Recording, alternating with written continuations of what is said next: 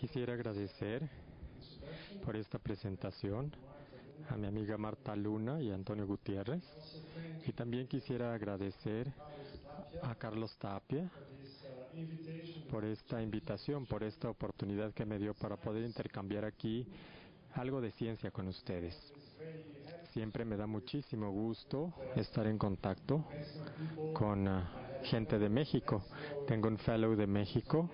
Tuve un fellow de México hace algunos años que era muy inteligente. Y me da muchísimo gusto estar aquí.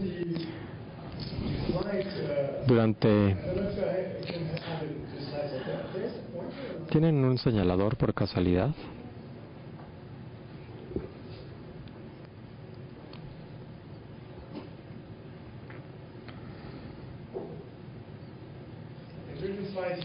Durante el vuelo ayer estaba pensando que hay algunas preguntas que quisiera hacerles o compartir con ustedes. Estaba yo preguntando algunas preguntas en relación con la evolución de los folículos con la edad y qué pasa con la fecundidad de las mujeres. La siguiente, por favor.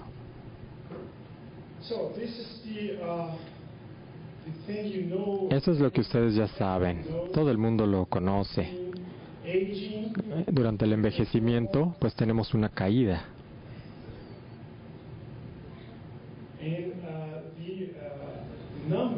En el número de folículos. Hay dos modelos, miren, que están aceptados hoy en día. Cuando los vemos, pues no encontramos un patrón desagregado. No vemos ya la aceleración en la pérdida de folículos, como antes lo veíamos. Entonces, pues vean ustedes que tenemos una caída constante y progresiva en el número de folículos. Evidentemente, esto se limita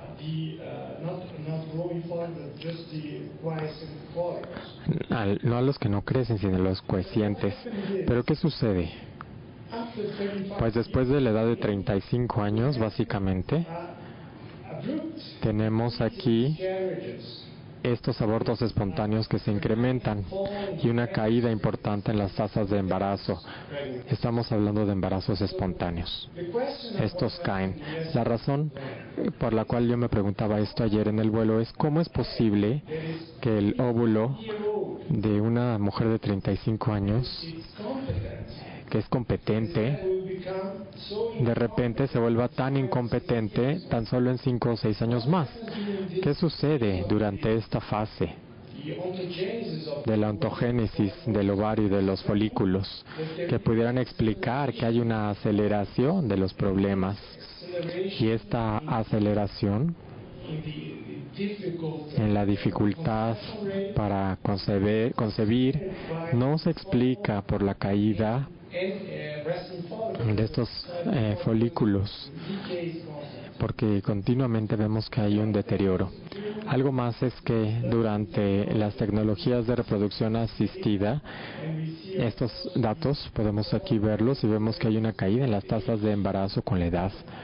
Pero vemos que cuando ponemos aquí estas líneas de regresión, podemos ver que son bastante estables. No hay una caída, pero no es tan dramática. Pero después de la edad de 35, 36 años, sí tenemos una caída muy abrupta en las tasas de embarazo. Me parece entonces que necesitamos concentrar nuestros esfuerzos para entender qué es lo que sucede con la foliculogénesis, con la competencia de los folículos, con la competencia de los ovocitos en estos años, más o menos a esa edad de los 35. Tengo mis ideas, quizá esto se deba al efecto paracrino de la presencia de los folículos. Quizá haya un número umbral de folículos que sea necesario para poder mantener así la salud que es necesaria para poder tener un buen resultado de los ovocitos. Pero bueno, de cualquier forma, la pregunta hoy aquí es los biomarcadores. Lo primero, antes de entrar a los biomarcadores, es saber para qué son. ¿Qué deben de predecir? Bueno, pues estos biomarcadores pueden predecir la respuesta ovárica. Si queremos que puedan predecir esta información, pues tenemos que tener información cuantitativa y también juegan un papel importante en la individualización del tratamiento. Si lo que queremos es ver la pregunta de las tasas de embarazo, pues los biomarcadores nos pueden dar información cualitativa y nos pueden ayudar también a poder saber cuál es la oportunidad del tratamiento. Y por último, es la cuestión de la edad. Si queremos que los biomarcadores puedan predecir o puedan evaluar la edad del ovario, bueno, pues aquí necesitamos información cuantitativa y cualitativa y utilizaremos esta información para saber en qué momento podemos aplicar el tratamiento. Lo importante aquí y lo más crítico es estos folículos que necesitamos evaluarlos, necesitamos ver la competencia real y para ello pues hemos tratado de utilizar varios marcadores en el pasado, ¿no? Los hemos utilizado durante muchos años como la longitud del ciclo, la edad, las mediciones hormonales, las pruebas de reserva ovárica y otros abordajes, pero ninguno de estos realmente han demostrado ser efectivos para poder entender la calidad de los folículos. Más recientemente, pues hemos estado utilizando la hormona antimülleriana y el conteo folicular. Entonces, estos dos marcadores realmente se han convertido ahora en los pilares de la evaluación folicular hoy en día.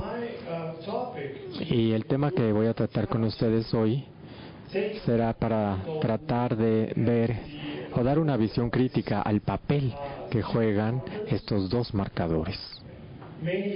Básicamente, hablaremos de las ventajas y de las limitaciones de estos dos marcadores, o sea, los factores que influyen en la relación entre estos dos marcadores, el conteo intrafolicular y la hormona antimülleriana, los factores que influyen en la predictibilidad de estos dos marcadores. También voy a compartir con ustedes nuevas perspectivas sobre las pruebas y reserva ovárica y luego las conclusiones. El primer punto entonces es la hormona antimülleriana. Esta hormona que es un problema importante y se ha convertido más en los últimos 10 años. Hay diferentes publicaciones que crecen exponencialmente. ¿Por qué estamos tan interesados en esta hormona antimülleriana? Bueno, pues nos interesa porque la hormona antimülleriana se produce por las células granulosa de los folículos ováricos exclusivamente, a diferencia de la inhibina B, que es más en las etapas intrafoliculares. Entonces, con la hormona antimülleriana hemos evaluado una gama más completa de folículos y esta producción se cree que no depende de la edad o depende muy poco. Entonces, estas características hacen que la edad pues sea o esa hormona sea única o específica como marcador de la edad. Desde hace 3 años no sabíamos mucho acerca de lo que sucedía con los niveles hormonales de la hormona antimülleriana durante la ontogénesis de la edad ovárica, y este artículo nos muestra que los niveles varían muchísimo en cuanto a la evolución de la función ovárica. Tenemos una primera fase en los primeros 3 meses en donde la producción de la hormona antimülleriana se incrementa drásticamente en las niñas, en las bebés. La razón por la cual sucede esto no lo sabemos. Quizá esto tenga que ver con las propiedades que se presentan en ese momento, pero durante la infancia tenemos otro incremento en la hormona antimülleriana. Vemos este incremento que quizá tenga que ver con la menarca. O sea, con el inicio de la función adrenal alrededor de los 6 o 7 años.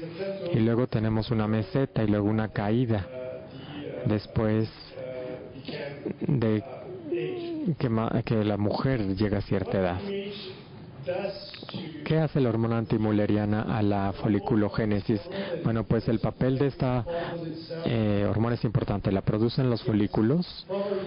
Sí, posiblemente sí. Y la hormona antimülleriana juega un papel importante para inhibir el reclutamiento inicial. O sea, es como un tipo de freno, esta hormona, que evita que los folículos entren a su fase de crecimiento. La hormona antimülleriana entonces inhibe el reclutamiento inicial, y quizá esta hormona antimülleriana tenga que ver también con la sensibilidad de la hormona foliculoestimulante, con la sensibilidad folicular, o sea, en esta fase de reclutamiento. Entonces juega dos papeles importantes en la foliculogénesis, impulsados por la hormona antimülleriana. La regulación, no sabemos mucho acerca de la regulación de la hormona antimülleriana. ¿Por qué producen más o menos hormonas? No sabemos. Quizá los ocitos tengan que ver en la producción de la hormona. En presencia de ocitos vemos que hay un incremento en las células granulosa, en la producción de células que producen hormona antimülleriana. También podríamos pensar que las gonadotropinas juegan un papel importante. Estamos haciendo investigación en este campo ahora. Aquí tenemos un estudio clínico que muestra que después de la administración de hormona foliculoestimulante y esta hormona, a esta cantidad, tenemos aquí un incremento de la producción de hormona antimülleriana en 24 horas. Entonces quizá ven ustedes una acción directa en las células foliculares que hacen que produzcan la hormona antimülleriana, pero no sabemos qué mecanismos siguen. No sabemos si es a través de un incremento de andrógenos corriente bajo, porque aquí vemos que no hay sensibilidad a la LH en las células granulosas. Entonces quizá sea a través de la captación de células. Aquí tenemos este estudio que confirma una acción sinergística de hormona folicoestimulante capturando las células granulosa de la hormona antimülleriana. O sea, tenemos que hacer más estudios sobre la regulación para ver si es a través de las gonadotropinas y quizás a la influencia de los andrógenos esteroides o esteroides en los folículos. O sea, necesitamos estudiar esto todavía más. Hay otros factores, claro, que regulan la producción de la hormona antimülleriana, como el desarrollo del folículo mismo. O sea que durante la fase terminal de foliculogénesis, cuando es preovulatorio, las células granulosa progresivamente pierden su capacidad de producir la hormona, y después de la luteinización tenemos una caída mayor todavía en la producción de la hormona antimülleriana por las células granulosa. Entonces aquí hay una diferenciación folicular que también es un problema y influye en las células granulosas para la producción de hormona antimülleriana. Desde el punto de vista clínico, aquí hay una lista, miren, de algunos puntos que puse para tratar de comparar entre la hormona antimülleriana y también la hormona foliculoestimulante. Vemos aquí la variabilidad intraciclo es menos con AMH que con AFC. Entonces AMH, vean ustedes, es muy estable en el mismo ciclo, desde un ciclo hasta el otro. Hay más estabilidad, hay mejores medidas con AMH que con el conteo folicular. Entonces vemos que hay una dependencia técnica. Entonces la cantidad de los ensayos van a influir más en los resultados. Ambos métodos son complejos. Cuando el conteo folicular tarda más que AMH, y AMH pues es un poquito más caro ese método. Las glicoproteínas, la hormona antimülleriana, no hay un monómero aquí que sufre una dimerización y un clivaje en el complejo, lo cliva la hormona antimülleriana. Aquí podemos ver que para poder medir los niveles de AMH circulante necesitamos tener anticuerpos que atrapen todas estas fases de la molécula, porque si no, no podríamos tener un resultado confiable. Hace 10 años tuvimos un kit que era un Immunotec, que estaba dirigido contra los dímeros con la porción C y M terminus, la porción C terminus de la molécula, que era la parte activa de la molécula. Y entonces se detectaba también el complejo, pero no el clivaje, en donde había una separación de las dos porciones, y la porción activa del término C era la activa. Esa información no la tenemos con el kit de Immunotec. Más recientemente, sin embargo, agregamos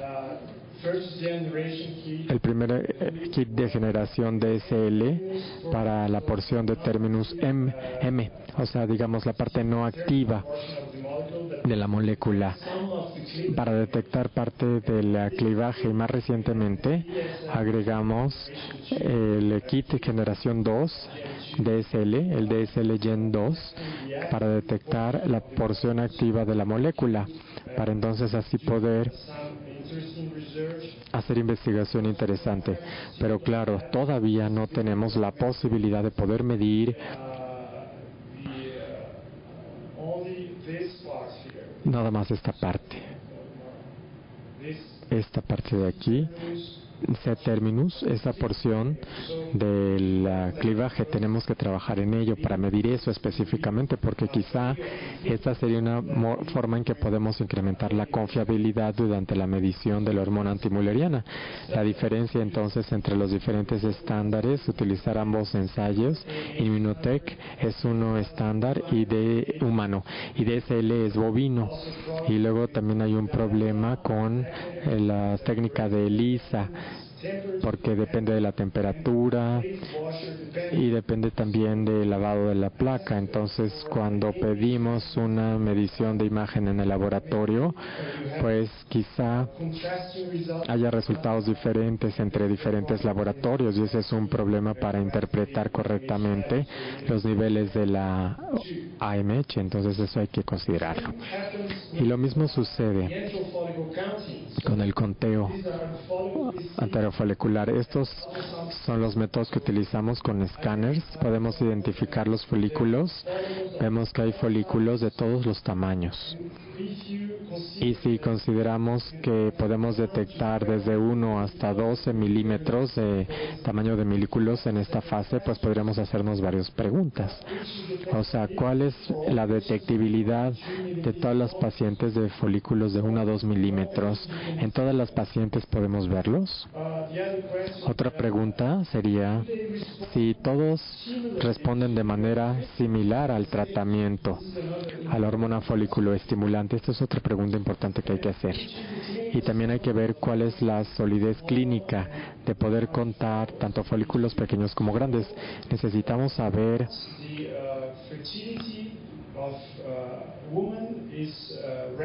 ¿En qué yace la fertilidad de las mujeres? ¿En folículos grandes, pequeños? ¿Son tan saludables los unos como los otros? Estas son preguntas importantes. Además de nada más ver los folículos y de contarlos, necesitamos pensar qué es lo que en realidad estamos haciendo y cuál es la predecibilidad de todo esto. En un esfuerzo entonces para poder estandarizar las mediciones, Frank Brookman y colaboradores, algunos de Francia, pues se reunieron y propusieron algunas guías, miren. Pero nuevamente aquí proponen contar folículos de 1 a 10 milímetros. Esto suena arbitrario, porque a veces tenemos folículos más grandes que de ese tamaño, ¿no? Y si tienen una mujer de 40 años y hay 2 de 11 y salen del ciclo, pues entonces no podríamos contarlo, ¿no? De acuerdo con estas guías. Esto entonces llevó a tratar de buscar una solución para tomar estas mediciones en todo el mundo de la misma forma y que se haga por las mismas razones, y esto es algo que también tenemos que comprender. AMH se produce a través del conteo anterofolicular, entonces vemos que hay una relación muy cercana entre AMH y AFC. Ahora, si nos vamos a la producción por folículo de AMH, veremos que los folículos que más producen AMH son los pequeñitos, o sea, los de 1 a 2 milímetros. Esos son los que muestran la mayor tinción en el método. No tengo aquí el monitor y no veo ahí bien, pero creo que los de 4 o 6 tienen menos producción que los folículos de 2 milímetros. O sea, los más pequeños producen más, así que el tamaño aquí sí importa.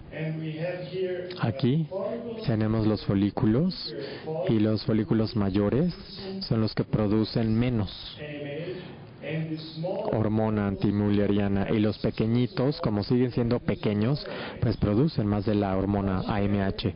Así que en general esto explica todos los niveles de hormona antimulleriana circulante. La paciente entonces tiene folículos más grandes. La tendencia es que la paciente tiene folículos más grandes y menos hormona antimulleriana. Independientemente del número de folículos, si tiene folículos más pequeños, entonces los folículos pequeños producen más hormona,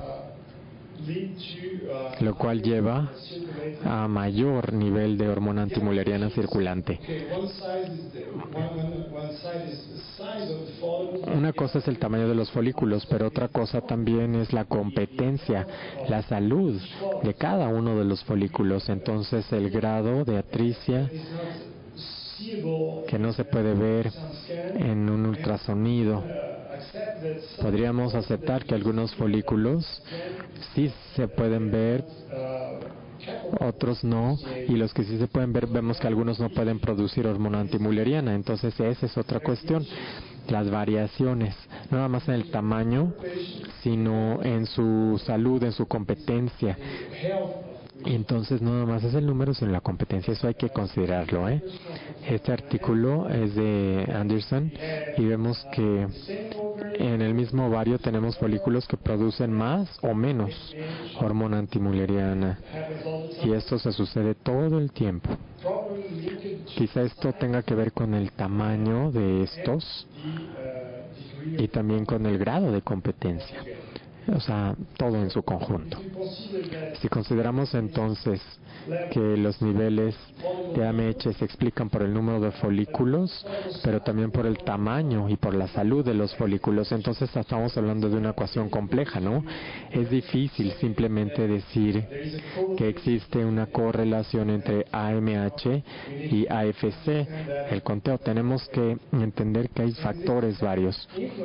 Todo esto tiene influencias en la relación relación entre AMH y el AFC, pero también en el estado general de los folículos o la respuesta general al estímulo y al resultado. Necesitamos encontrar quizás soluciones para estas preguntas y yo tengo una solución que proponerles: mejorar esta relación entre AMH y AFC. El conteo folicular AFC y AMH versus la respuesta ovárica. Nuevamente, necesitamos considerar que si tenemos este ovario aquí que tiene folículos más grandes ahí, pues todos sabemos que los folículos más grandes responden más rápido a la hormona folículo estimulante.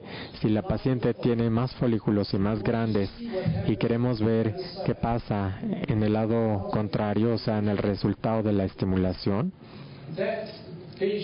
pues esta paciente que tiene folículos más grandes tendrá una respuesta más fácil al estímulo.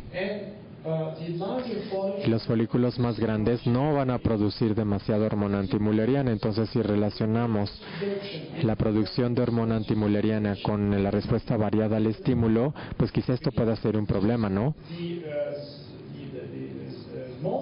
Porque los folículos pequeños son los que producen más la hormona. Y otra cuestión aquí es otra cuestión que es importante aquí también es que aquí tenemos estos folículos atréticos que no responden bien al estímulo, y esto influye en la relación también. Desde el punto de vista de análisis clínico, análisis general de la relación entre la respuesta del estímulo y la hormona antimuleriana, pues vemos que hay una relación. La AMH es predictiva en cuanto a la incidencia de dos respondedores al estímulo. El conteo también AFC. Y el conteo y la hormona predicen la respuesta al estímulo. Este es un artículo de un equipo holandés. Pero aquí la gran pregunta, y quisiera aquí atraer su atención, es saber cuál va a ser la respuesta al estímulo. Eso es súper importante. A mí me enseñaron a ver los folículos y a dar el medicamento y la hormona folículo estimulante a las pacientes. Y 10 días después ver los ovarios. Y contaba los folículos, como ven ahí.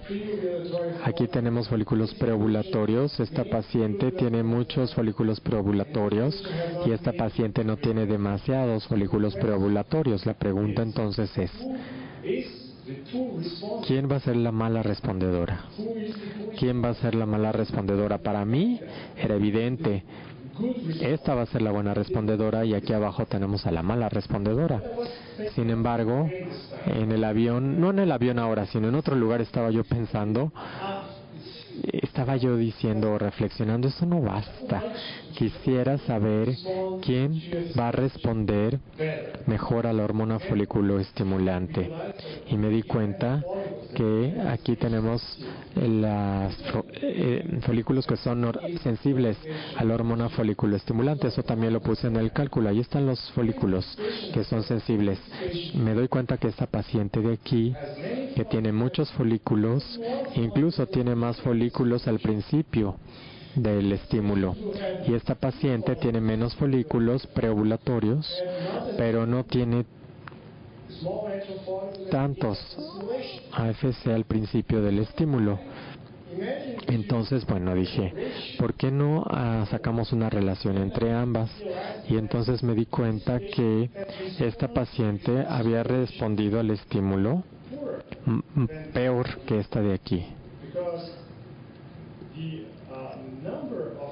porque el número de folículos que reaccionaron al tratamiento fue menor aquí que acá. Entonces, A esto le llamé la tasa de resultado folicular FORT. Es una nueva forma de ver la respuesta ovárica al estímulo. Entonces empecé a trabajar con este concepto. Y entonces, aquí tenemos el cálculo. FORT se calcula por este numerador, el número de folículos preovulatorios sobre los folículos AFC. Este es en el momento que se administra la hormona folículo estimulante. Utilizamos el FORT, esta relación o esta tasa, para ver la relación que existe entre este índice y los niveles de hormona folículo estimulante, el receptor de los NIPS, que se supone que van a influir en la sensibilidad de los folículos a la hormona folículo estimulante, y también el resultado IVF-ET, transferencia embrionaria por fecundación in vitro. Entonces vemos que la hormona inhibe la adquisición de la sensibilidad AFC a hormona folículo estimulante. Si ese es el caso, los pacientes que tienen más hormona antimuleriana deberían de responder peor al estímulo, debido a que el AMH rompe la respuesta a la hormona folículo estimulante, y vimos el FORT.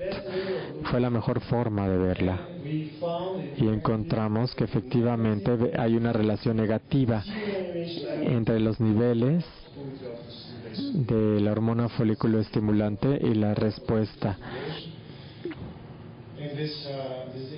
En esta investigación, y también vimos aquí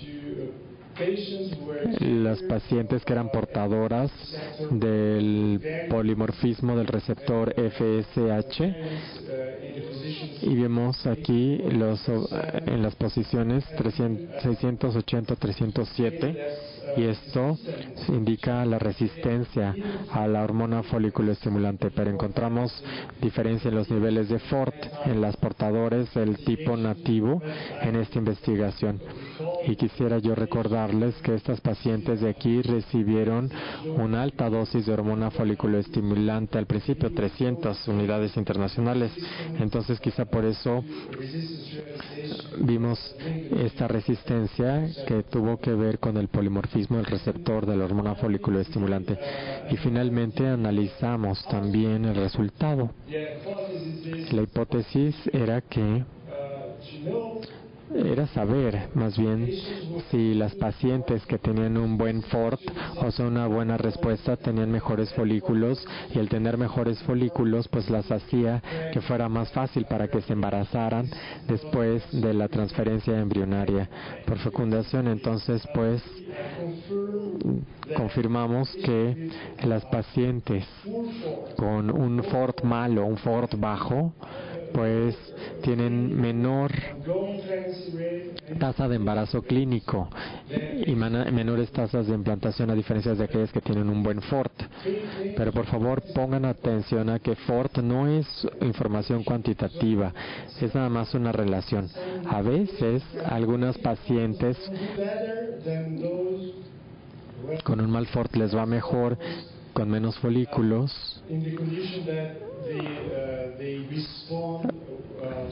porque responden más fácilmente a la hormona folículo estimulante. Este es el concepto entonces de FORT. Entonces, ¿por qué es emocionante FORT? Porque es independiente del número preexistente de folículos centrales.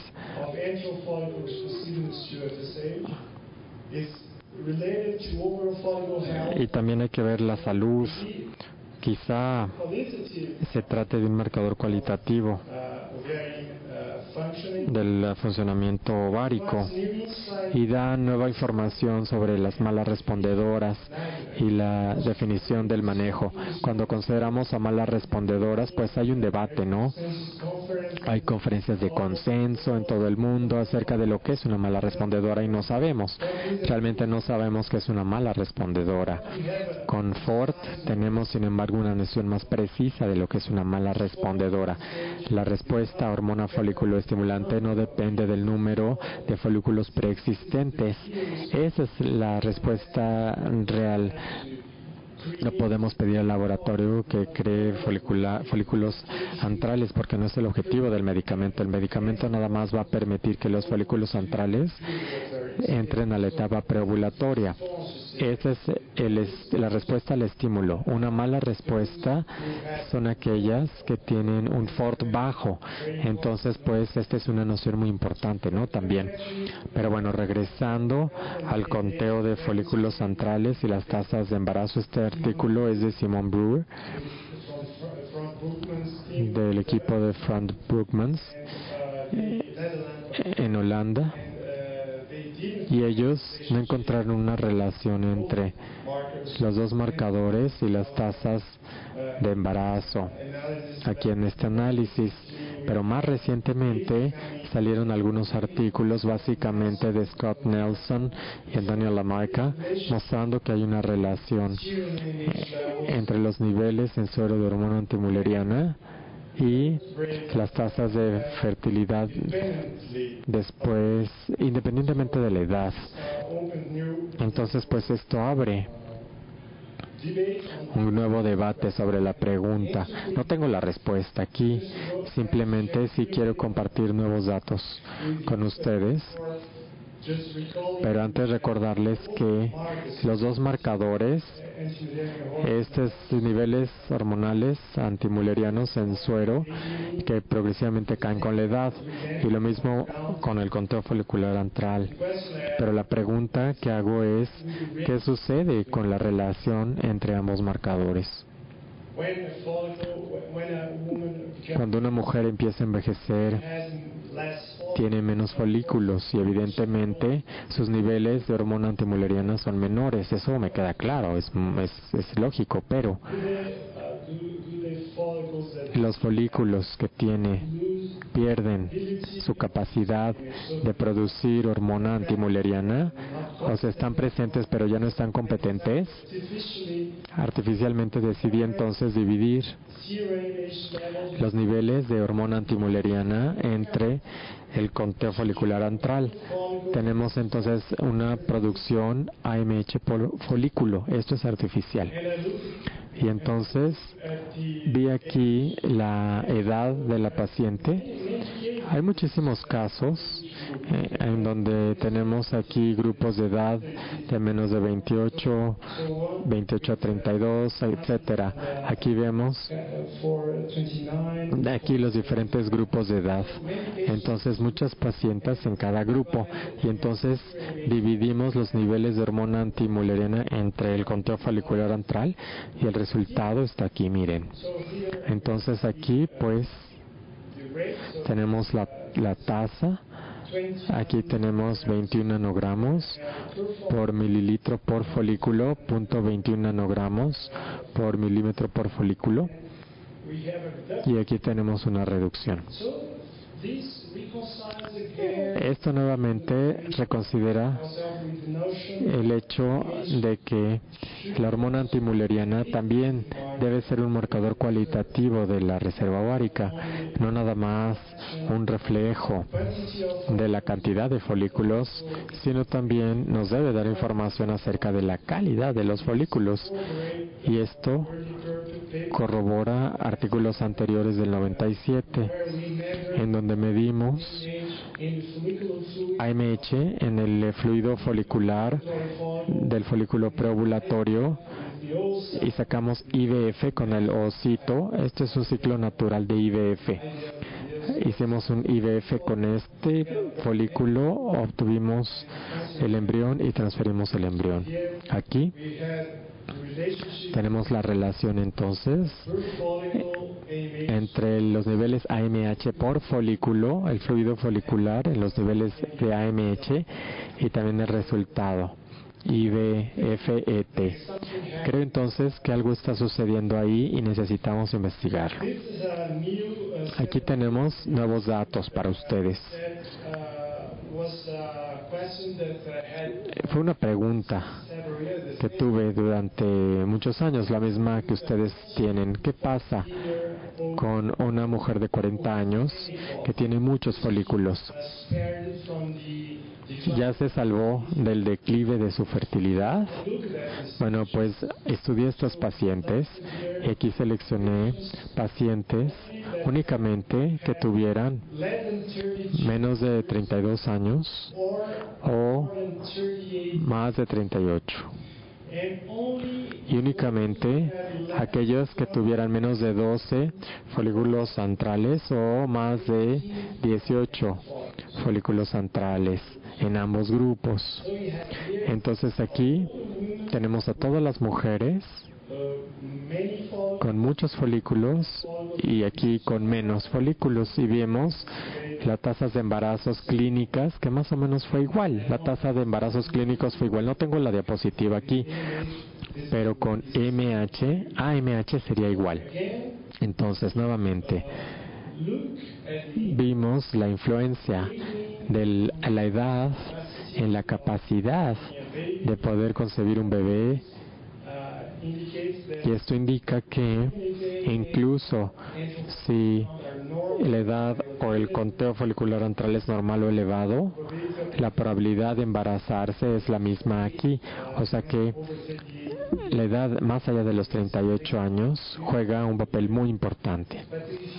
Sin embargo, si nos vamos a pacientes más jóvenes, aquí en estas pacientes que son más jóvenes, cuando tenían muchos folículos, pues con frecuencia se embarazaban más en comparación que cuando tenían menos folículos. Aquí entonces tenemos una predictibilidad tanto del conteo folicular antral y hormona antimuleriana de las dos pacientes, pero no encontramos diferencia entre estas pacientes. Entonces, bueno, pues esto sería un punto de reflexión, ¿no? Y entender estos datos que son opuestos en la literatura sobre la predictibilidad del conteo folicular antral, la hormona antimuleriana y las tasas de embarazo. Hay una caída en la hormona antimuleriana aquí. Aquí vemos una gran serie de artículos de Scott Nelson, casi 10,000 mediciones de hormona antimuleriana, y vemos que hay una caída progresiva. Pero lo interesante de este artículo no fue la caída progresiva, porque eso ya lo sabíamos desde antes, sino que lo que fue interesante aquí es que hubo una inflexión en la curva, miren. Así como si en la edad hubiera una desaceleración de la caída de la hormona antimuleriana. Para clarificar este punto, no nada más tomé a 10,000 mediciones de hormona antimuleriana, sino tomé 22,000 mediciones de hormona antimuleriana, y entonces hicimos un cálculo con la ayuda de Malcolm Faddy en Brisbane, en Australia, y aquí tengo la regresión para mostrarles que existe una predecibilidad de hormona antimuleriana en el inicio de la menopausia. Aquí la línea de regresión toca el eje X, y en una mujer de 50 años esto corresponde entonces al inicio de la menopausia. Pero fuimos más adelante con estos datos, los estudiamos más y analizamos también la tasa de la pérdida de folículos que no crecen y los cambios de hormona antimuleriana con la edad. Comparamos entonces la base de datos preexistentes de los folículos que no crecen, los que vimos en la primera lámina, y lo comparamos con lo que sucede con los niveles de AMH, y pueden ver ustedes aquí que en la edad de 35, 36 años y en adelante hay una disociación entre ambos, como si AMH desacelerara su ritmo de caída a diferencia de la de los folículos.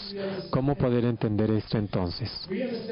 Bueno, pues estos datos los entendimos con la hipótesis de que existe una reorganización en la foliculogénesis con la edad. Se reorganizan, y aquí vemos que con la edad vemos que los folículos antrales se reorganizan, a diferencia de los pequeños. Entonces, los primeros folículos que se van a perder por las pacientes van a ser estos que están aquí, los que están en reposo. Y con la edad vamos a tener muchos folículos antrales, pero conforme se pierden los folículos en reposo y esta tasa es mayor, pues entonces vemos que ya no quedan muchos folículos aquí en reposo, pero sí un número suficiente de folículos antrales con la edad. O sea, se trata de un mecanismo compensatorio para mantener la ciclicidad, y AMH la producen los folículos antrales. Entonces eso explica la disasociación entre ambos marcadores. Podemos utilizar entonces este mecanismo de regulación de la función ovárica. Si lo entendemos esto en el futuro, pues quizá podamos encontrar algunas formas de poder aliviar esa pérdida de fertilidad relacionada con la edad en algunas mujeres. Entonces se trata de un tema apasionante, ¿no? Esta reorganización de la foliculogénesis con la edad. Hablamos entonces de la relación entre AMH y el conteo folicular antral y vimos que esto se ve influido por varios factores que nos confunden, como el tamaño de los folículos, y estamos trabajando en Clemart en otra forma de medir AMH, una prueba dinámica. Estamos tratando de utilizarla. Aquí tienen ustedes, por ejemplo, a la paciente que tiene folículos más grandes y más pequeños. Los más pequeños son los que producen más AMH. Podemos entonces ver este folículo aquí, y este folículo no produce ya demasiada hormona antimülleriana. Quizá 3 días antes, 7 días antes, sí estaba produciendo suficiente hormona antimülleriana. Entonces aquí la historia es cómo poder reducir el tamaño de estos folículos. La idea es entonces dar un pretratamiento, quizá un anticonceptivo oral para suprimir la hormona foliculoestimulante y la AMH, y entonces los folículos no se verán así en la fase temprana folicular, sino se verán así, y entonces tendremos una relación real confiable entre los folículos que vemos en el ultrasonido y la AMH de la paciente. No estoy diciendo que funcione, pero bueno, es una posibilidad, ¿no? Una hipótesis de que pudiéramos mejorar así las discrepancias, porque estas discrepancias existen a veces entre el conteo folicular antral y la hormona antimülleriana. Esta es una forma de podernos deshacer de esas discrepancias y de poder mantener una buena relación entre estos dos marcadores. En conclusión, entonces, el conteo folicular antral y la hormona antimülleriana dependen de la calidad de las mediciones. Existe una especificidad y especificidad y sensibilidad de los ensayos, la detectabilidad y la fortaleza clínica de las dos muestras. AFC y AMH son igualmente buenos predictores de la respuesta ovárica, pero la respuesta ovárica también tiene que ver con FORT, con la tasa de resultado folicular. Eso hay que entenderlo. El conteo de folicular antral y la hormona AMH son predictores independientes del resultado ART. Esa es una pregunta abierta, pero quizá haya un predictor de tasas de abortos espontáneos. Necesitamos más datos y estamos preparándolos justamente. El AFC y AMH son predictores importantes de la pérdida folicular relacionada con la edad. O sea, son sondas endocrinas útiles para entender el envejecimiento ovárico, y evidentemente el conteo folicular antral y la hormona AMH pues son complementarios, nos pueden dar información diferente. y lo mejor sería poder utilizar ambos para su práctica clínica por ahora, antes de encontrar otras soluciones para hacer mejores estudios. Quisiera agradecer a mi equipo de AMH, aquí a estas personas,